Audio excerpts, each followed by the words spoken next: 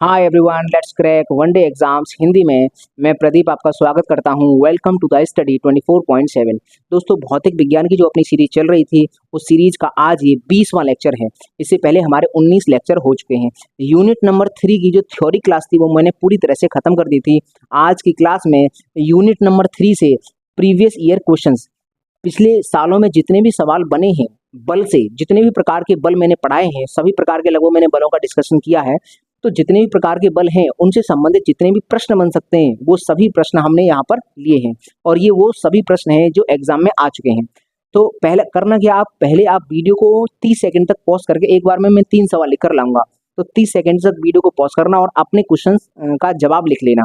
उसके बाद मैं यहाँ पर सॉल्यूशन कराऊंगा, उसके बाद अपने मैच करना और लास्ट में बताना कमेंट करके कि आपके कितने सवाल सही गए हैं। ठीक है भाई, तो चलिए स्टार्ट करते हैं। देखो, शुरुआत के 20 क्वेश्चन बहुत अच्छे हैं, 20 से 25 क्वेश्चन बहुत अच्छे सवाल हैं, तो उनको आप जरूर देखना। उसके बाद आप चाहें तो वीडियो को फास्ट करके भी देख सकते हैं। उसके बाद मैंने आसान सवालों को लिया है, क्योंकि आसान सवाल भी एग्जाम में बनते हैं, तो आसान मैंने पहले नहीं रखे।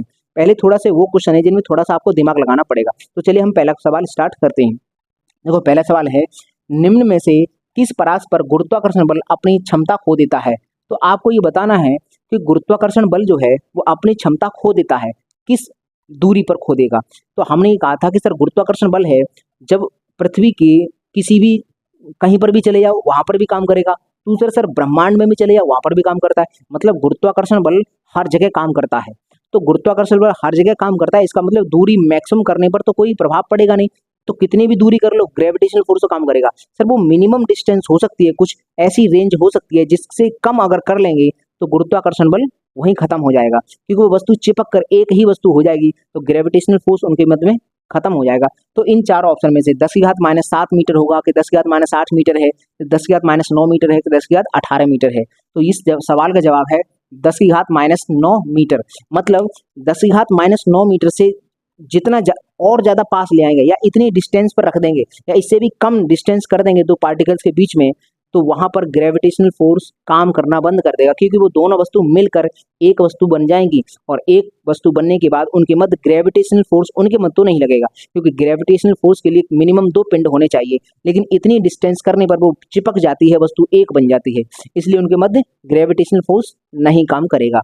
तो अब आपको सर ये बड़ा है कि ये बड़ा है, तो ये छोटा है ये बड़ा है। देखो एक एग्जांपल समझते हैं, 10⁻⁻1 देखते हैं और 10⁻⁻2। अगर तुम्हें ये लगे कि सर इससे छोटी वैल्यू तो ये रखी है, तो ये इससे छोटा नहीं है, ये बड़ा है, तो थोड़ा सा समझते हैं यहाँ पर। अगर नहीं अगर तुम्हें समझ में आता है तो 10⁻⁻1 को चेक करते हैं। तो सर ये 1/10 हो जाएगा, घात नीचे आती है तो चिन्ह बदल जाता है, इसको सॉल्व करेंगे तो 0.1 आंसर आएगा। ये है 10⁻⁻2, ऊपर है तो नीचे लाएंगे तो 2 हो जाएगा। 10⁻2 का मतलब 100 होता है, 100 का भाग जब 1 में लगेगा तो 0.01 आ जाता है, भाग लगा के चेक कर लेना। तो अब आप देखो ये बड़ा है कि ये बड़ा है, तुम कहोगे सर ये वाली वैल्यू बड़ी है ये छोटी है, तो इसका मतलब सर घात माइनस में जब होती है तो जो छोटी है वही वैल्यू बड़ी होती है, और ये बड़ी इसकी अपेक्षा ये 2 बड़ा होता है, लेकिन अगर देखा जाए तो ये वैल्यू इससे कम है। तो कुल मिलाकर हमें घात जितनी छोटी है वो वैल्यू उतनी ही बड़ी होगी अगर नेगेटिव है तो, और घात जितनी बड़ी है वो वैल्यू उतनी ही छोटी होगी। तो सर ये 10⁻⁷ इससे बड़ी वैल्यू है, इससे तो ये बड़ी है, तो इन चारों में अगर सबसे छोटा देखा है तो यही है। इस सवाल का जवाब होगा ये वाला। अगला सवाल, 2 इलेक्ट्रॉनों के मध्य लगने वाला गुरुत्वाकर्षण बल x गुना करने पर उसके मध्य लगने वाले विद्युत बल प्राप्त हो जाता है, तो x का मान बताओ। मतलब वो कह रहा है कि इलेक्ट्रॉनों के मध्य लगने वाला गुरुत्वाकर्षण बल, देखो इलेक्ट्रॉन में कुछ ना कुछ वजन होता है, तो उसके मध्य गुरुत्वाकर्षण बल काम करेगा, और उसके मध्य सर इलेक्ट्रॉन पर आवेश भी होता है, तो सर विद्युत बल भी काम करेगा। तो अगर हम ये देखें कि सर वो विद्युत बल भी काम कर रहा है इनके मध्य, और इनके मध्य गुरुत्वाकर्षण बल भी काम कर रहा है, तो हम ये देखेंगे सर गुरुत्वाकर्षण बल का कितना गुना कर दें। वही कह रहा है कि इलेक्ट्रॉनों के मध्य अगर गुरुत्वाकर्षण बल लग रहा है उसमें हम x का गुणा कर दें तो हमें विद्युत बल प्राप्त हो जाता है। इसका मतलब तो उस x की वैल्यू पूछना चाहता है। अगर हम बात करें सर ये है एक इलेक्ट्रॉन है, एक ये इलेक्ट्रॉन है, इनके मध्य 2 तरह के बल काम करेंगे। एक लगेगा Fg, F ग्रेविटेशनल मैंने बता दिया है, ये गुरुत्वाकर्षण बल है, और इन्हीं के मध्य लगेगा Fe, F इलेक्ट्रिक फोर्स, ये विद्युत बल है। तो क्योंकि विद्युत बल क्यों लगेगा सर, ये आवेशित कण होते हैं, और ये वाला बल क्यों लगेगा क्योंकि इनमें द्रव्यमान होता है। तो द्रव्यमान है इसलिए ये वाला बल और आवेश है इसलिए ये वाला बल। बस इसमें पूछ रहा है कि भाई ये वाला बताओ, इसमें अगर x का गुणा कर दें तो विद्युत बल प्राप्त हो जाता है, तो इसे x की वैल्यू बताओ। इसका मतलब साफ ये पूछना चाहता है कि दो इलेक्ट्रॉनों के मध्य लगने वाले गुरुत्वाकर्षण बल से कितने गुना विद्युत बल होता है। इलेक्ट्रॉनों की बात कर रहा है, तो ये होता है 10 की घात 42। आप याद रखेंगे 10 की घात 42। अगर इलेक्ट्रॉन है, इलेक्ट्रॉनों के मध्य लगने वाला गुरुत्वाकर्षण बल, उसमें 10 की घात 42 का गुणा कर देंगे तो उनके मध्य लगने वाला विद्युत बल प्राप्त हो जाता है। और अगर हम इलेक्ट्रॉन की, अगर प्रोटॉन की बात करें सर, प्रोटॉन की बात करें, अगर हम प्रोटॉन की बात करें सर, इन प्रोटॉनों के मध्य भी गुरुत्वाकर्षण बल मान लो एफ जी है और मल्टीप्लाई अगर एक्स करें तो यहाँ पर एफ ई आ जाएगा। अगर प्रोटॉनों के मध्य की बात करें तो सर प्रोटॉनों के मध्य ये जो एक्स की वैल्यू है वो 10 की घात 36 होती है। 10 की घात 36, ये याद रखना कि अगर हम देखो प्रोटॉनों के मध्य लगने वाला गुरुत्वाकर्षण बल का 10 की घात 36 गुना करते हैं तब उनके मध्य लगने वाला विद्युत बल आ जाता है। और अगर इलेक्ट्रॉनों के मध्य गुरुत्वाकर्षण बल जितना भी लग रहा है उसका 10 की घात 42 गुना करेंगे तब उनके मध्य लगने वाला विद्युत बल निकलता है। तो हम याद रखेंगे इलेक्ट्रॉनों के मध्य गुरुत्वाकर्षण बल का 10 की घात 42 गुना करने पर विद्युत बल आता है और प्रोटॉनों के मध्य गुरुत्वाकर्षण बल का 10 की घात 36 गुना करने पर विद्युत बल आता है। तो ये हमें याद रहे, इसका जवाब होगा ये। अगला क्वेश्चन है, यदि किसी वस्तु का पृथ्वी पर द्रव्यमान 60 किलोग्राम है, यदि किसी वस्तु का पृथ्वी पर द्रव्यमान 60 किलोग्राम है तो चंद्रमा पर उसका भार क्या होगा। चंद्रमा पर भार पूछ रहा है। देखो पृथ्वी पर द्रव्यमान है 60 किलोग्राम, आंसर आएगा 60 किलोग्राम की 60 न्यूटन, 600 न्यूटन की 100 न्यूटन। तो हमें यहाँ पर भार की बात कर रहा है। भार की बात, देखो जल्दबाजी में क्या होता है कि यहाँ 60 किलोग्राम देखा कि पृथ्वी पर द्रव्यमान 60 किलोग्राम है और चंद्रमा पूछा है, तो कोई कोई तो देख लेगा कि द्रव्यमान है, द्रव्यमान बदलता नहीं है तो 60 किलोग्राम ही टिक लगा के भाग जाएगा जल्दी से। कोई कोई ज्यादा दिमाग चला लेगा, वो कहेगा 60 किलोग्राम यहाँ पर है तो उसका 1/6 होता है तो 6 का भाग लगा के 10 आएगा, वो देखेगा 10 तो कहीं मिल नहीं रहा है तो कोई बात नहीं। लेकिन यहाँ पर ध्यान देने वाली बात है सर, भार है, भार का फॉर्मूला होता है W बराबर M इंटू जी। तो भार पूछा है तो पृथ्वी पर भार निकाल लो भाई। पृथ्वी पर कितना होगा, डब्ल्यू ई होगा M कितना है 60 किलोग्राम, मल्टीप्लाई बाई पृथ्वी पर अभी हम जी मान के चलते हैं 10, तो कितना आ गया पृथ्वी पर 600 न्यूटन आ गया। ये पृथ्वी पर है इसका भार। और अगर इसी को चंद्रमा पर ले जाएंगे तो 1/6 हो जाएगा। तो हम जानते हैं सर W मून, M मतलब मून, तो ये जो 600 न्यूटन है इसका 1/6 हो जाएगा तो कितना हो जाएगा 100 न्यूटन। तो इस सवाल का जो जवाब हुआ वो 100 न्यूटन, डी ऑप्शन हुआ डी। ये याद रहे आपको, डी ऑप्शन। तो ये 3 सवाल है, इसका स्क्रीनशॉट लो, अगले हम सवाल डिस्कस करते हैं। क्वेश्चन नंबर 4 देखते हैं। क्वेश्चन नंबर 4 है, निम्न में से कौन सा बल नहीं है जो पृथ्वी पर समुद्री धाराओं को प्रभावित नहीं करता है। मतलब इनमें से कौन सा वो बल है जो पृथ्वी पर जो समुद्र के अंदर धाराएं आती हैं उन धाराओं को प्रभावित नहीं करता है। तो हम बात करेंगे सर इनमें से कि वो चुंबकीय बल है या फिर वो सूर्य का ताप है या गुरुत्वाकर्षण बल है या फिर कोरियोलिस बल है। तो इन चारों में से वो कौन सा बल है जो पृथ्वी पर समुद्री धाराओं को प्रभावित नहीं करता है। तो इस सवाल का जवाब है पहला कि पृथ्वी का चुंबकीय बल। क्योंकि देखो आपने देखा होगा अगर चुंबकीय बल है सर, चुंबक पानी को किसी तरह से प्रभावित नहीं करती है, पानी को ना तो वो आकर्षित करे ना प्रतिकर्षित करे, तो सर चुंबकीय बल पर कोई प्रभाव नहीं पड़ेगा। इसका मतलब ये चुंबकीय बल है पृथ्वी का, ये समुद्री धाराओं को ना तो उत्पन्न करवाता है और ना ही इससे कम होती है धाराएं, तो ये प्रभावित नहीं करता है। अगला कि सर ताप कैसे प्रभावित करता है। देखो ताप कैसे प्रभावित करता है, जैसे पानी है, पानी अगर ताप के कारण जैसे ही सूर्य आएगा तो पानी का ताप बढ़ेगा और ताप बढ़ेगा तो सर पृष्ठ तनाव कम हो जाएगा। पृष्ठ तनाव कम होने के कारण जो ज्वार भाटा उठता है, वो ज्वार भाटा में पानी अगर 10 मीटर उठ रहा था तो अब 10 मीटर से ज्यादा उठेगा। क्यों? क्योंकि पृष्ठ तनाव कम हो चुका है, पानी जो ऊपर उठेगा और बैठेगा ये काफी ऊंचाई तक उठेगा। तो इसका मतलब ये है सर ताप का भी प्रभाव पड़ता है, क्योंकि ज्वार भाटा आता है तो समुद्री लहरें बन जाती हैं, तो ये ताप का प्रभाव पड़ता है। अगला सर गुरुत्वाकर्षण बल का कैसे प्रभाव पड़ता है। गुरुत्वाकर्षण बल देखा होगा कि चंद्रमा है, चंद्रमा के गुरुत्वाकर्षण के कारण ही पृथ्वी पर ज्वार भाटा आता है, हमने ऐसा सुना है ज्योग्राफी में। तो कुल मिलाकर सर गुरुत्वाकर्षण बल के कारण तो ज्वार भाटा आ रहा है, और ज्वार भाटा जब आता है तो समुद्र में लहरें उत्पन्न होती हैं, तो कुल मिलाकर सर ये भी कहीं ना कहीं समुद्री धाराओं को प्रभावित करता है। अगला बात करें कोरियोलिस बल। सर ये जो कोरियोलिस बल है, जो समुद्र में जो धाराएं उत्पन्न होती हैं, जो लहरें उत्पन्न होती हैं, वो उत्पन्न होने के पीछे यही बल कारण है। अगर आपसे ये पूछेगा कि वो कौन सा बल है जो समुद्र में धाराएं उत्पन्न करवाता है, तो वो है कोरियोलिस बल। तुम कहोगे सर ये वाला बल कहाँ पढ़ेंगे, ये पढ़ोगे आप ज्योग्राफी में। जब आप ज्योग्राफी पढ़ोगे तो वहाँ पर इस बल को थोड़ा डिटेल में पढ़ाया जाता है कि इसके कारण किस तरह से धाराएं उत्पन्न हो जाती हैं। तो ये वाला होगा। अगला सवाल है हमारा, एक व्यक्ति उत्तरी ध्रुव पर अपना भार W1 महसूस करता है। अगर पृथ्वी अपना घूर्णन बढ़ाकर 17 गुना कर दे तो उसने अपना भार देखा तो W2 महसूस करने लगा वो। तो अब हमको बताना है कि सर इनमें से कौन सा सवाल सही है, मतलब इनमें से कौन सा ऑप्शन सही है। अगर बात करते हैं कि सर एक व्यक्ति है जो ध्रुव पर खड़ा है, किसी उत्तरी ध्रुव पर खड़ा है, पृथ्वी का जो घूर्णन है उसको हम बढ़ाएंगे तो हमने सुना है कि सर पृथ्वी का घूर्णन बढ़ाने पर गुरुत्वाकर्षण घटता है, और अगर घूर्णन कम करेंगे तो गुरुत्वाकर्षण बढ़ता है। ये हमने सर पढ़ रखा है पिछली क्लासेस में। और 17 गुना पृथ्वी का घूर्णन कर देंगे, पृथ्वी का घूर्णन जो है 17 गुना हो जाता है तो गुरुत्वाकर्षण शून्य हो जाता है। लेकिन सर ये शून्य हो जाता है कहाँ हो जाता है, तो हमने फॉर्मूला बताया था आपको, देखो आपको अगर याद हो कि जी डैश बराबर G minus R omega square cos square theta, ये था फॉर्मूला। देखो पिछली क्लास में ये कॉस स्क्वायर थीटा होता है, मैं पिछली क्लास में स्क्वायर लिखना भूल गया था, थोड़ा ध्यान रखना, यहाँ स्क्वायर होता है। तो ये फॉर्मूला था। मैंने कहा था कि सर ध्रुव पर, अगर ध्रुव पर जाएंगे तो थीटा 90 अंश हो जाता है, और 90 पर कॉस की वैल्यू कितनी होती है, शून्य। तो इसका मतलब ये वाला पूरा टर्म शून्य हो जाता है, ये वाला पूरा टर्म ही शून्य हो जाता है। इसका मतलब ध्रुव पर गुरुत्वाकर्षण इतना ही होगा जितना पृथ्वी पर नॉर्मल है। इसका मतलब 9.83 कितना होता है, 9.83 ये होता है पृथ्वी के जो ध्रुव होते हैं वहां पर इतना होता है, मैक्सिमम होता है। तो सर ध्रुवों पर घूर्णन का प्रभाव नहीं पड़ता है। अगर आपसे पूछा है कि पृथ्वी अपना घूर्णन बढ़ा ले तो ध्रुव पर जितना गुरुत्वाकर्षण होगा उतना ही होगा। तो सर प्रभाव कहाँ पड़ेगा, प्रभाव पड़ेगा आपका भूमध्य रेखा पर, जितनी भी अक्षांश होंगे उन पर प्रभाव पड़ेगा। घूर्णन बढ़ाएगा तो गुरुत्वाकर्षण घटेगा, कहाँ घटेगा, अक्षांशों पर घटेगा। सर ध्रुवों पर नहीं घटेगा, ध्रुवों पर फिक्स रहता है क्योंकि घूर्णन का प्रभाव नहीं पड़ता है। इसको मैंने डिटेल में पढ़ाया है, उसको जो गुरुत्वाकर्षण के मान में किस तरह से परिवर्तन होता है वहां पर। तो अगर आप देखना है तो गुरुत्वाकर्षण के मान में परिवर्तन वाली वीडियो आप देख सकते हो, उसको मैं डिटेल में यहाँ पर समझाया। तो इस सवाल का जवाब क्या होगा, देखो इस सवाल का जवाब हुआ सर ध्रुव पर कोई व्यक्ति खड़ा है उसके भार में किसी प्रकार का परिवर्तन नहीं होगा। क्यों, क्योंकि घूर्णन का जो प्रभाव है वो अक्षांशों पर पड़ता है, ध्रुवों पर नहीं पड़ता है। अगर घूर्णन कहेगा कि पृथ्वी घूर्णन अपना करने बंद कर दे फिर क्या होगा, तो गुरुत्वाकर्षण बढ़ेगा, कहाँ बढ़ेगा, भूमध्य रेखा पर बढ़ेगा। भूमध्य रेखा पर भी गुरुत्वाकर्षण मैक्सिमम हो जाएगा जितना कि ध्रुवों पर होता है, 9.83 हो जाएगा।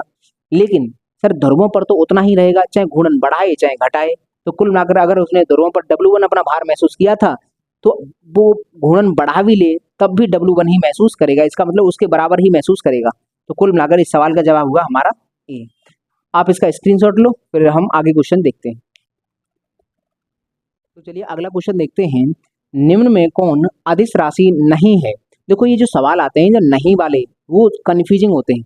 वो कह रहा है अदिश राशि नहीं है, कोई कोई बहुत जल्दबाज होते हैं, उसने पढ़ा अदिश राशि और देखा वॉल्यूम मिल गया, सर वॉल्यूम ही अदिश राशि होती है, टिक मार के भाग गए आगे। मतलब बहुत ज्यादा जल्दबाजी में होते हैं, उन्हें बस पढ़ा नहीं अदिश राशि, सवाल आगे पढ़ाई नहीं, अदिश राशि पूछी है और पहला पढ़ा मिल गया सर वॉल्यूम होता है पहले ही, और टिक लगा के आगे भाग गए। उन्होंने ना तो सवाल ढंग से पढ़ा और ना ही ऑप्शन ढंग से पढ़े। तो ये जो नहीं वाले सवाल होते हैं इनको थोड़ा ध्यान से पढ़ना होता है। उसने कहा अदिश राशि नहीं है, इसका मतलब क्या है, सदिश राशि होगी।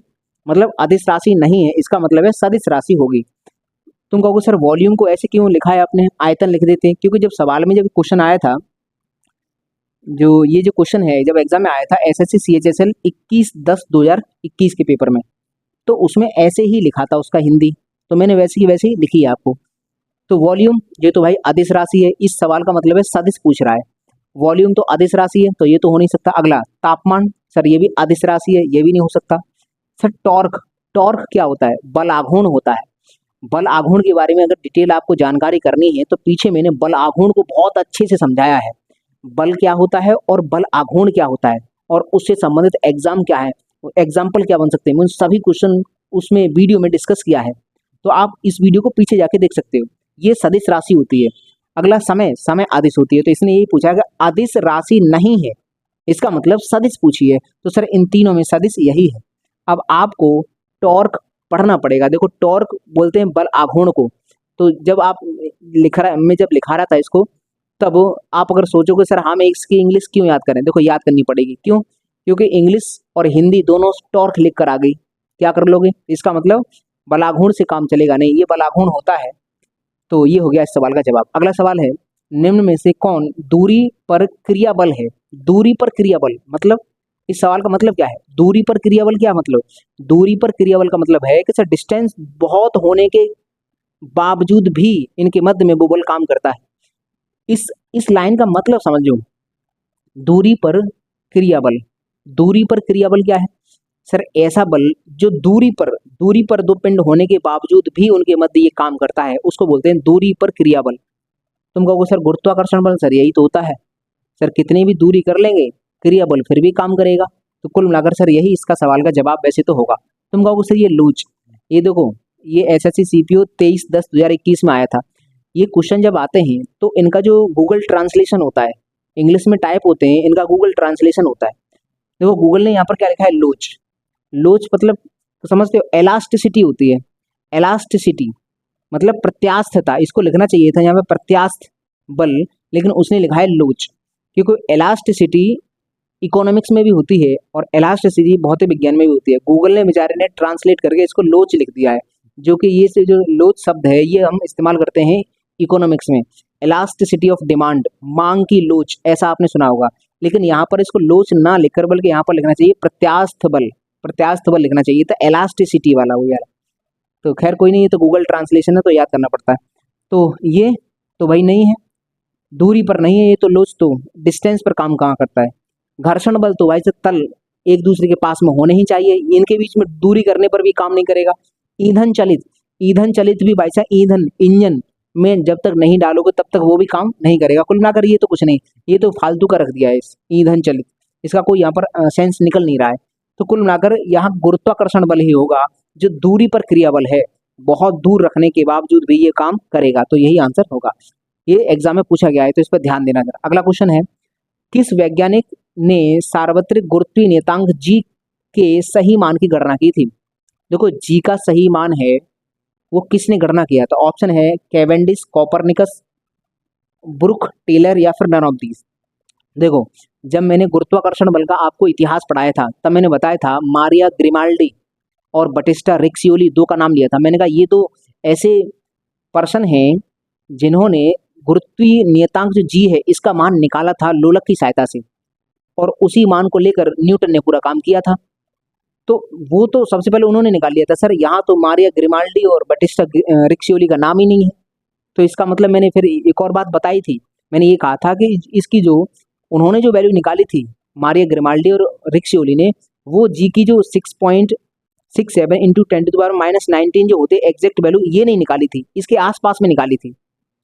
एग्जैक्ट वैल्यू निकाली थी कैवेंडिश ने, ये मैंने बताया था आपको इस वीडियो में। अगर नहीं देखना आप जाके वीडियो देखना उस वाली को, गुरुत्वाकर्षण वाली वीडियो को, बहुत डिटेल में मैंने पढ़ाया है। तो कुल मिलाकर सर इसकी जो वैल्यू थी 6.67 कितनी होती है?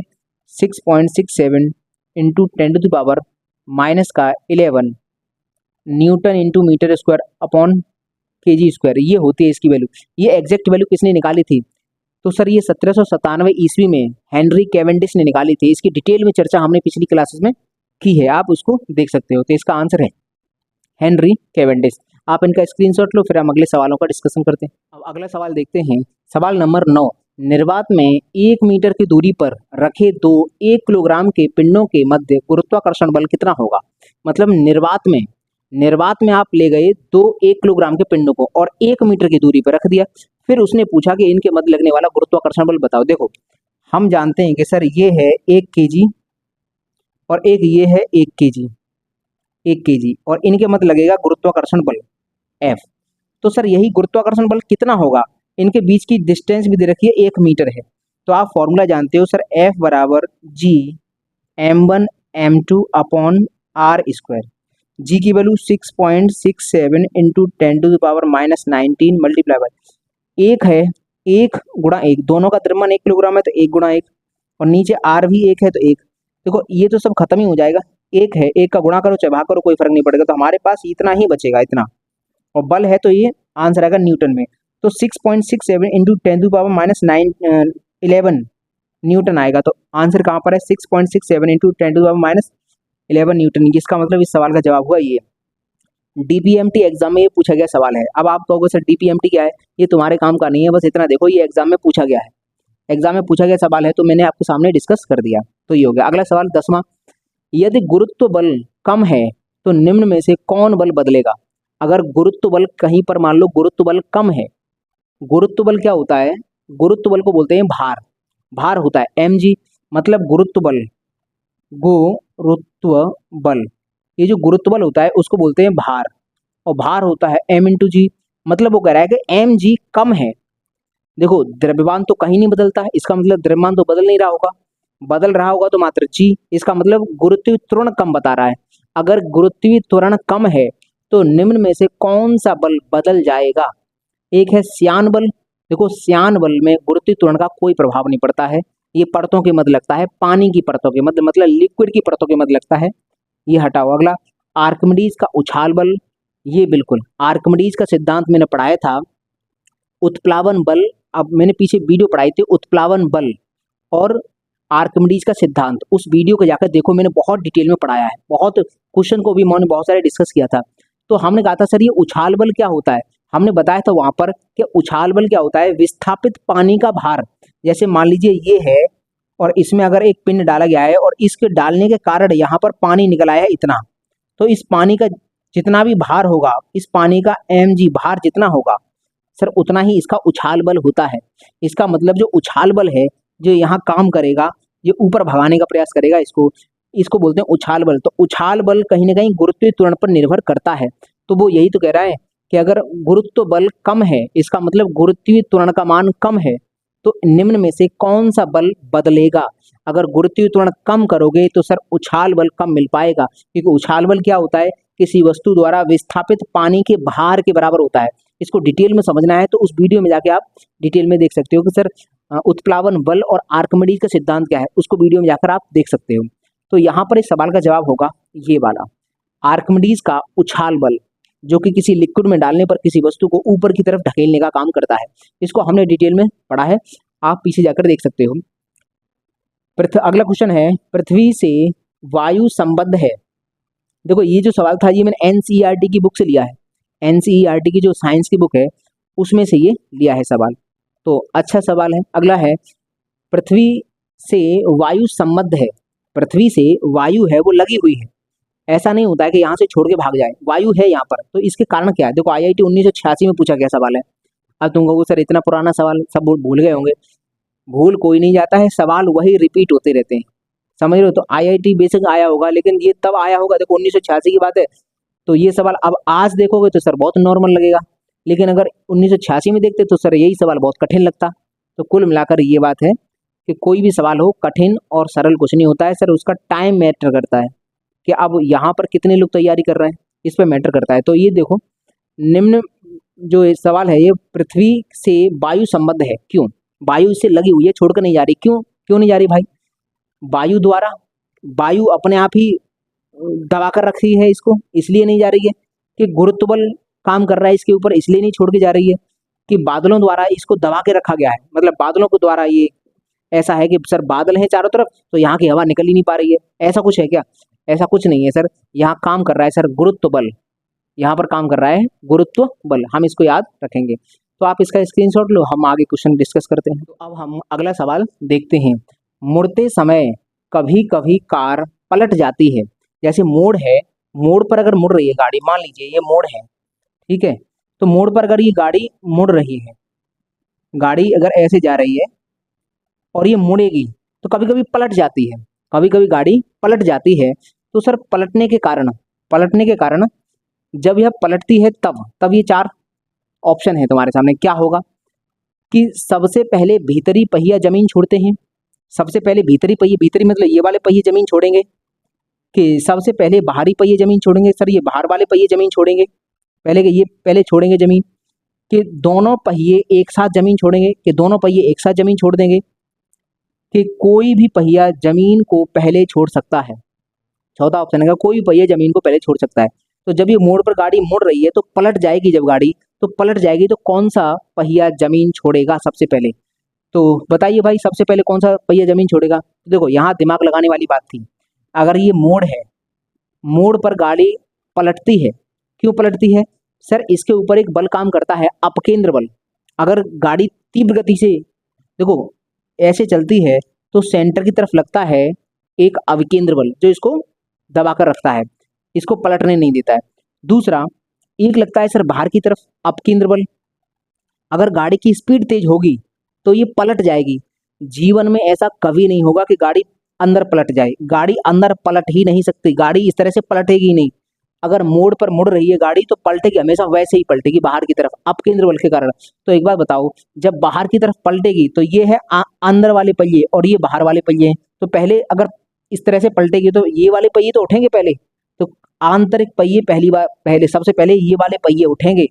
बहुत से तो दिमाग यही लगा रहे होंगे कि सर गाड़ी पलटेगी, वो इस तरह से पलटवा रहे होंगे इस तरह से कि सर गाड़ी ऐसे जा रही है और ऐसे पलट गई, तो ऐसे पलटेगी तो बाहर वाले पहिए पहले उठेंगे। लेकिन दिमाग यहाँ लगाने वाली बात है कि जब गाड़ी घूमती है वृत्ताकार पथ पर तो केंद्र की तरफ कभी नहीं पलट सकती। अगर घूम रही है तो बाहर की तरफ ही पलटेगी, अपकेंद्र बल लगेगा। तो जब बाहर की तरफ पलटेगी तो सर आंतरिक पहिए पहले उठेंगे। तो सबसे पहले भीतरी पहिया जमीन छोड़ते हैं, भीतरी पहिए हैं वो वाले जमीन छोड़ेंगे। इस सवाल का जवाब ये है। इस सवाल को ध्यान से पढ़ना था, ये नॉर्मल सवाल नहीं है, क्योंकि यहाँ पर पहले तो यही समझना है कि गाड़ी उधर पलटेगी कि इधर पलटेगी। उसने केवल ये कहा है कि गाड़ी पलट गई है, और ये कह रहा है कि कभी कभी मुड़ते समय, अब मोड़ पर गाड़ी हमेशा बाहर की तरफ पलटती है, क्योंकि गाड़ी की स्पीड गाड़ी को बाहर पलटवा सकती है। अगर तेज है गाड़ी तो अंदर की तरफ कभी नहीं पलटती है। समझ में आ गया? तो ये समझ में आ गया कि इस सवाल का जवाब ये है। सर ये तो बिल्कुल नहीं हो सकता, सर ये भी नहीं हो सकता, ये भी नहीं है, तो ये ऑप्शन है। अगला सवाल है 13वां, एक समान वृत्तीय गति में नियत नहीं रहता। जब एक समान मैंने बताया था, जब सर्कुलर मोशन मैंने आपको पढ़ाया था, तो ध्यान करो सर्कुलर मोशन के साथ साथ मैंने आपको यहाँ पर सर्कुलर मोशन में दो बल पढ़ाए थे, अपकेंद्र बल और अविकेंद्र बल। तो अपकेंद्र बल और सर्कुलर मोशन इसको डिटेल में हम पढ़ चुके हैं, वहां पर मैंने इसको बहुत अच्छे से समझाया था। इस सवाल का जवाब अगर वो वीडियो जानते हो तो आप आराम से दे सकते हो। क्या हो सकता है इस सवाल का जवाब? एक समान वृत्तीय गति में नियत नहीं रहता तो हमेशा इसकी वेलोसिटी, वेग नियत नहीं रहता। मैंने विद प्रैक्टिकली बताया था इसको, तो आप इस वीडियो को जाकर देखो कि सर एक समान वेग कभी नहीं हो सकता अगर सर्कुलर मोशन कर रही है तो। यहाँ नहीं सर, अनंत आकाश में चले जाओ सर, ब्रह्मांड में किसी भी पॉइंट पर चले जाओ, एक समान वेग कभी नहीं हो सकता। इसका जवाब मैंने उस वीडियो में दिया है, आप उसको जाके एक बार देख लेना इस क्लास के बाद। अगला है, पृथ्वी की त्रिज्या होती है, पृथ्वी की त्रिज्या कितनी है? अब यहाँ फंसोगे आप, सर कितना है? मील में दे रखी है। अब तुम्हारा दिमाग खिसक जाएगा, सर मील में दे रखी है, मील में तो याद नहीं करी। या फिर किसी को मालूम भी हो, सर एक मील कितना होता है? मील होता है 1.602 किलोमीटर, इतना किलोमीटर होता है। या तो या आपको पता होगा सर कि पृथ्वी की त्रिज्या एग्जैक्ट है कितनी, पहले तो ये पता हो, और फिर उसमें हम इसकी इतने का भाग लगाएंगे तब। तो भाई इतना टाइम नहीं होता है एग्जाम में कि सर ये भाग लगाए जाए, और भाग से तो वैसे भी हम बचते हैं। तो जिसको पहली बात तो बहुत से लोगों को मील नहीं पता होगा कि एक मील में कितना होता है, और जिन लोगों को पता होगा वो कहेंगे सर भाग लगाने में काफी टाइम लगेगा, सवाल को छोड़ो आगे बढ़ो, या फिर तुक्का मार दो।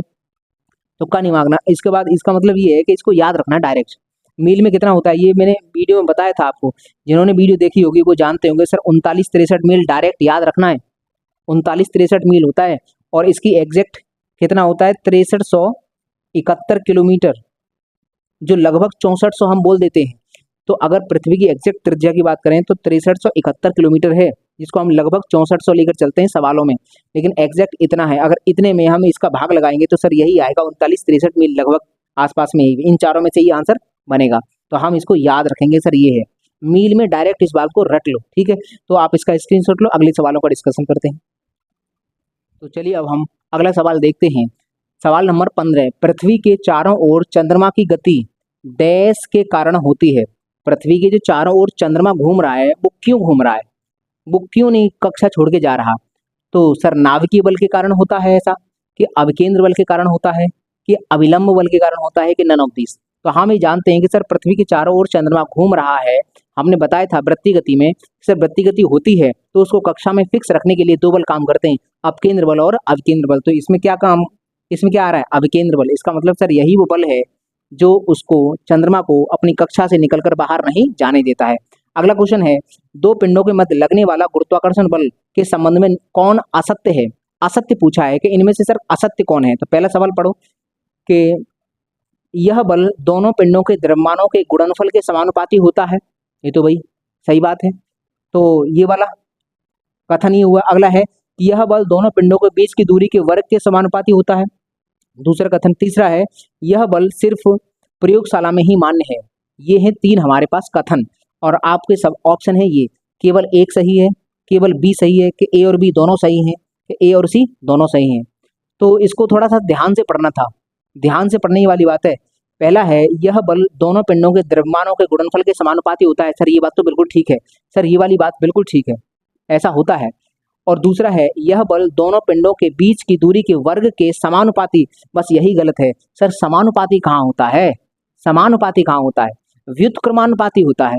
तो इसका मतलब सर ये कथन गलत है, ये वाला कथन गलत है। अगला है कि यह बल सिर्फ प्रयोगशाला में ही मान्य है। मैंने बताया था कि गुरुत्वाकर्षण बल है वो ब्रह्मांड के किसी भी पॉइंट पर चले जाओ वहां मान्य है। तो केवल ये कह रहा है प्रयोगशाला में मान्य है, तो इसका मतलब ये भी गलत बोल रहा है। अब ये गलत बोल रहा है। सवाल क्या पूछा है कि दो पिंडों के मध्य लगने वाला गुरुत्वाकर्षण बल के संबंध में निम्न में से कौन असत्य है, असत्य पूछा है, उसने नहीं पूछा सत्य। तो सवाल को ध्यान से पढ़ना है, असत्य पूछा है कि इन दोनों में से असत्य कथन कौन है। तो ये तो सही है कथन, तो ये तो आंसर हो नहीं सकता। केवल भी कहाँ पर, ए और बी, ये बी और सी दोनों ही गलत हैं। इसका मतलब इस सवाल का जवाब होगा बी और सी। अच्छा बी और सी दोनों, ये दोनों गलत हैं, ये दोनों गलत हैं। यहाँ पर क्या आएगा, मिस्टेक हो गई है, यहाँ पर बी लिखना चाहिए, मुझे बी लिखना चाहिए था। बी और सी दोनों ही गलत हैं, तो हम याद रखेंगे सर ये इस सवाल का जवाब होगा सर ये। तो ये हुए हमारे 16 सवाल। अब इसके बाद और भी बहुत सारे सवाल हैं, उसको हम अगली वीडियो में डिस्कस करेंगे क्योंकि ये वीडियो काफ़ी लंबी हो जाएगी। तो अब हम यहीं रखते हैं। अब इसके बाद जो क्वेश्चन होंगे वो भी बहुत अच्छे खासे क्वेश्चन हैं, एग्जाम में पूछे गए सवाल हैं, तो उनको भी हम डिस्कस करेंगे, वो अगली क्लास में डिस्कस करेंगे। आज के लिए बस इतना ही रखते हैं। तो अगली क्लास में हम उन सवालों का डिस्कशन करेंगे, तो आप उस क्लास को जरूर देखना। और हाँ, इससे पहले जो मैंने क्लासेस पढ़ाई हैं उनको आप जरूर देखना, क्योंकि जब वो क्लासेस देख लोगे तो ये सवाल आपको बहुत आसान लगेंगे, क्योंकि उन क्लासेस को देखने के बाद फिर ये सवाल बहुत आसान लगेंगे, क्योंकि उनमें मैं सब कुछ पढ़ा चुका हूँ। ठीक है भाई, तो चलो मुझे दीजिए इजाजत, मैं मिलता हूँ आपको अगले वीडियो में। तब तक के लिए नमस्कार दोस्तों।